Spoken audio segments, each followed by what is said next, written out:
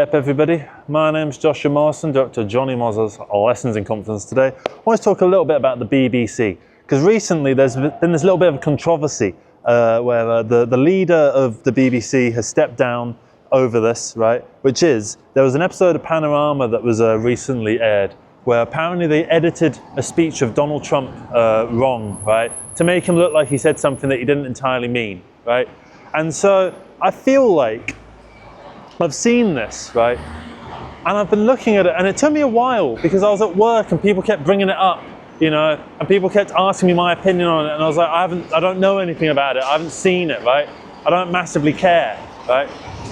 And as time went on, people kept asking me my opinion, and I didn't know what to say. So eventually, you kind of form your own opinion just out of spite because you're sick of hearing about it. You're just like, oh, it doesn't matter. People need to shut the fuck up over it. That's basically became my opinion because people kept asking me about it, that in turn I didn't care.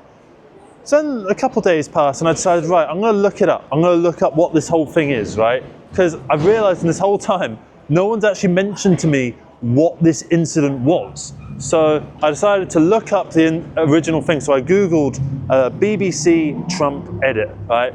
And I found it, right? And I looked at it and I was like, is this what people are complaining about? And I watched it and I was like, who gives a fuck about this, right? Oh no, they edited a documentary. Whatever will they think of next, you know? And they're saying, oh, but they took him out of context. Like, no, they didn't. That's the same context. You see the context there, and they say, oh, but he cut out 4 minutes or whatever. It's like, yeah, that's what you do. You edit.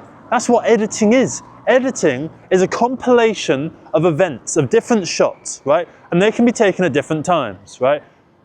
By this logic, do we have to watch every documentary as just a continual fucking whole?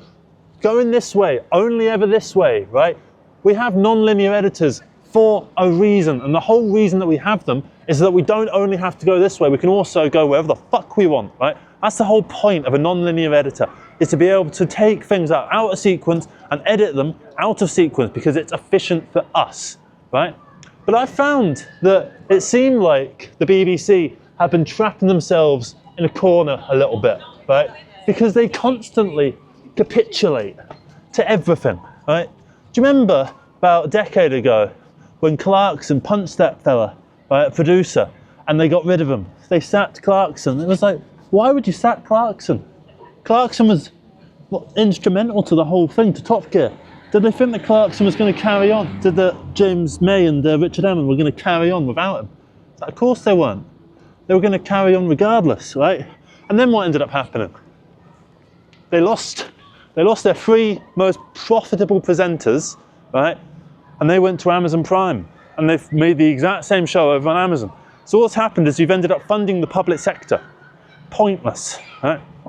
So the BBC gets on my nerves, right? They do really get on my nerves. But that said, this current incident of them didn't bother me in the slightest. This whole Donald Trump thing, I think it doesn't matter, right? I think the people who complain about it don't really have anything better to do. It's like, oh no, Donald Trump said words in the wrong order or whatever, so it doesn't matter. That said, the BBC does have problems, significant problems. One, the main one I think, is they keep making shows that are so expensive and they're putting them on, you know, the taxpayer's dime, and then we don't even get to watch them, right? Good Omens, I think, is a perfect example of this. I know it's a little bit old at this point, but Good Omens is my favorite go-to example, right? So it was produced in conjunction with Amazon Prime, right? But it was funded by the BBC, right? A lot of money was spent on it, right? Someone I know used to work in a crystal shop, and the set designer for Good Omens came in, spent £600, right, on crystals, and these crystals weren't even used and featured in the series, right? So £600 and the cost of a taxi there and back, completely wasted on the taxpayer's dime. That's just because the set designer wanted to have some crystals, right? So what I don't like about Good Omens, right, is that the taxpayer funded it, right? But the taxpayer didn't get to watch it. The taxpayer had to pay, on top of their TV license, they had to pay for Amazon Prime. Now, I don't think that that's fair at all, right? I don't appreciate the fact that the common man is being forced to pay for Amazon Prime if they want to watch Good Omens. Their other option, of course, is piracy. And obviously you can't do that. So, there's a few things that I would do to fix the BBC. One is I would introduce a wage cap, right? You are no longer allowed to make over, let's say, 100 grand a year. 100 grand a year is the absolute limit, right? If you make more than 100 grand, that's it, right? You're not getting a pay rise ever again, right?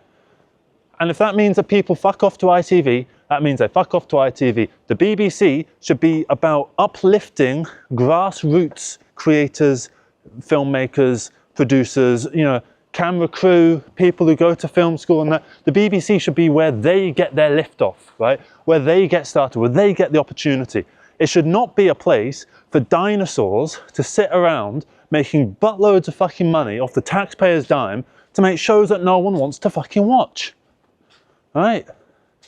Mock the Week has been going on for like 20 series now. Have they finished Mock the Week? Apparently, I think they have, right? But after 20 series of it.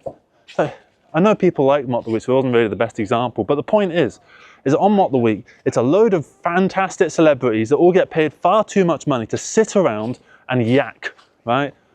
What's the point of that when you could get loads of nobodies who might be funnier, right? Take a risk on some new people, right?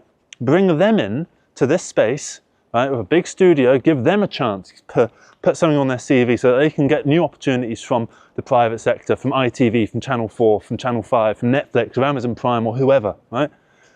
So I would introduce a wage cap, right? You are no longer allowed to make more than £100,000 a year, right? And if that means that so-and-so wants to leave the BBC, right, to go to ITV, then the world knows straight away, right, they're only interested in money, right? That's the only thing that matters to them. Second off, right, and it would also prevent shit like Taboo. I don't like Taboo, right? Because one, it's just trying to be Peaky Blinders, right? Two, they got Tom fucking Hardy in it, right? You get Tom Hardy in something, do you know how much he costs? He's one of the most popular fucking actors of the modern day. And not just for one movie. You know, episode after episode after episode, right? Constant, right? What I don't like about this, right, bringing celebrities in, is that it's on the taxpayer's dime, right? I want it to be different. I want it to be that the BBC is a place for new creators, for new filmmakers, for new people to come in, right, and get their start, which is kind of how it used to be a lot more. Why do people like Ricky Gervais, right? Well, they don't anymore, but why did people like Ricky Gervais, right? Because he was funny. How did people get to know that he was funny? Because they watched The Office. How did The Office get funded? Stephen Merchant was at a local film college, and the BBC decided to do this little grant thing, where it's like, right, whatever your final major project is at this college, send it in to us. The best one is going to get a TV pilot made out of it, and you get to direct it, right? Stephen Merchant did, for his final major project, a pilot demo of The Office, right? And he used Ricky Gervais, who was, I think, a friend of his at the time. Yeah, so that got picked up by the BBC, and it was from a complete fucking nobody, from someone who was only a mild somebody before, right? Ricky Gervais had been in a couple little things, he'd done a couple little shows, but realistically, no one cared about him, right? So that's a set of nobodies who are able to make something of themselves, right? And I think that's what's really important, right? Is to get people who are nobodies and turn them into somebodies, right? The BBC shouldn't be where somebodies remain somebodies. The BBC is where people should become something interesting, someone whole, right? Not someone whole, because that's saying that celebrities are whole people. Forget that. The point is, you should start at the BBC and then you should progress onto other things, right? So that's my first point, is that wages at the BBC should remain fixed to a cap of £100,000. Second off, I want more comedy, right? The BBC hasn't made a proper decent comedy in years, right? Fleabag was okay. It wasn't great, it wasn't much of a comedy, it was more of a drama that occasionally made you laugh. And then People Just Do Nothing, that's finished. That came out over a decade ago. So the main good things aren't really that good anymore, right? So I want more comedy, because the BBC is one of the foundations of British comedy. Fawlty Towers, Monty Python, Only Fools and Horses, Allo Allo, yeah. Going into the 90s, Alan Partridge, The Day Today, you know, The Office, you know. So many fantastic shows. So many fantastic shows. And we could keep doing this. We could keep making great things. But for some reason, we've stopped, right? Second off, I'd like the BBC to stop capitulating to every little fucking bit of scrutinisation, right? Everyone that, because this is the biggest problem with the BBC, I find, is that it's just so submissive.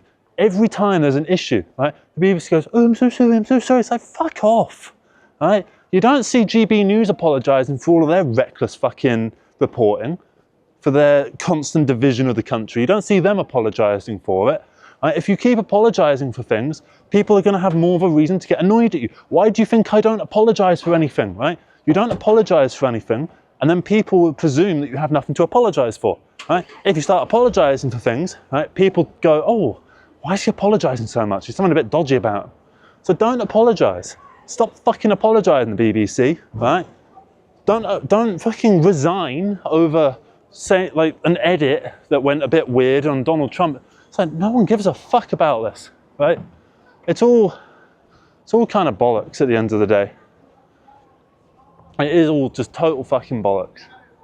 And I want the BBC to be better, right? There's a lot of talk at the moment about trying to defund the BBC, right? And to get rid of the BBC and to privatise the BBC. I don't think anyone realistically wants the BBC to be privatised, right? Because, look, we all got to admit, the BBC is pretty decent. The BBC, right, is one of the main things that got me into television, right? All my favourite sort of shows that I started off with, like Fawlty Towers, Monty Python, Only Fools and Horses, right? They're all Life on Mars. Actually, I don't know if that is BBC. That might be ITV. Point is that they make a lot of really good television. I want them to carry on making a lot of really good television. I want the BBC to continue to be great. However, in its current state, I feel like it needs reform, because it's not being as good as it used to be and as it can be, right? So, yeah, that's pretty much it from me.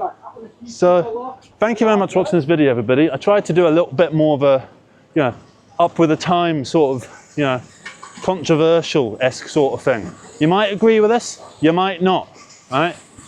But the point is that we want to start discussions. And yeah, leave your thoughts below on what you think about the BBC. Do you think that it needs reform? What should those reforms be? Do you agree with my ideas for reform? Let me know in the comments below. Thank you very much for watching, everybody. Take care and bye-bye.